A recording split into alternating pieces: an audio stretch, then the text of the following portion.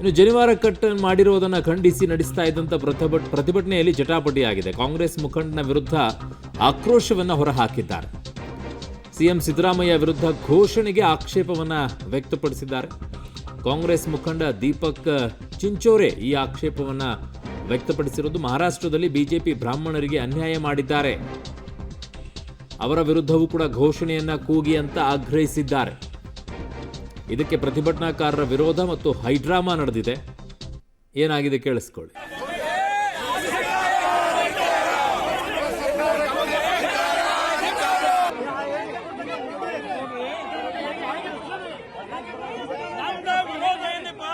ಮಹಾರಾಷ್ಟ್ರಾಗ BJP ಸರ್ಕಾರ ಐತೆ.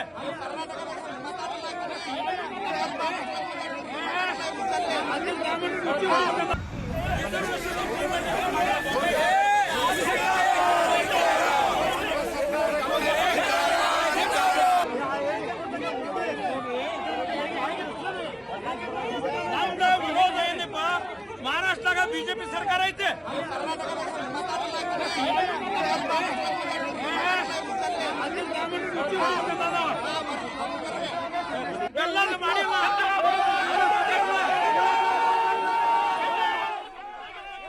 ಇಲ್ಲಿ ರಾಜ್ಯದಲ್ಲಿ ಏನಾಗ್ತಾ ಇದೆ ಮಾತಾಡಿ ಅಂತಂದರೆ ಅಲ್ಲಾಗಿದೆ ಅದಕ್ಕೆ ಮಾಡಬೇಕು ಅಂತೇಳಿ ಇಲ್ಲಿ ಪ್ರತಿಭಟನೆ ಮಾಡಿದರೆ ಮಹಾರಾಷ್ಟ್ರದವ್ರು ಏನು ಮಾಡಬೇಕು?